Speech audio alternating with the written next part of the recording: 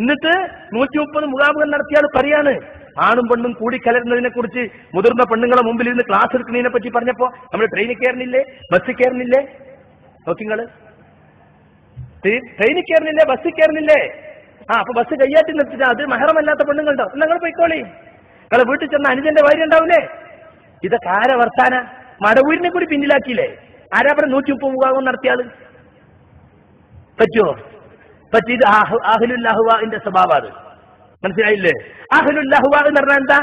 ദേഹേച്ഛയുടെ ആളുകൾ. പ്രമാണം വ്യക്തമായി ഉണ്ടായിട്ടും അതിനെ കൊഞ്ഞനം കുത്തി സംസാരിക്കുക. ഞാൻ ചോദിക്കട്ടെ, ട്രെയിനിൽ കയറില്ലേ, ബസ്സിൽ കയറില്ല എന്ന് പറഞ്ഞാൽ പിന്നെ എന്തിനാ പള്ളിയിൽ നമ്മൾ വേറെ ആക്കണേ? കൂടിക്കലർന്നിരുന്നോട്ടെ. എന്തിനാ ആൺകുട്ടികൾക്കും പെൺകുട്ടികൾക്കും വേറെ ബെഞ്ച്? ഇപ്പൊ ഗവൺമെന്റ് ഏതാ പറഞ്ഞത്? പട്ടികയൊക്കെ കലർത്തി എഴുതണം, ബെഞ്ചുമൊക്കെ ഒന്നിച്ചിരുന്നോട്ടെ എന്നാ. ആണും പെണ്ണൊക്കെ അങ്ങനെ ഇരുന്നോട്ടെ എന്ന് വെച്ചാൽ പോരെ? എന്താ ട്രെയിനിൽ കയറില്ലേ, ബസ്സിൽ കയറില്ലേ?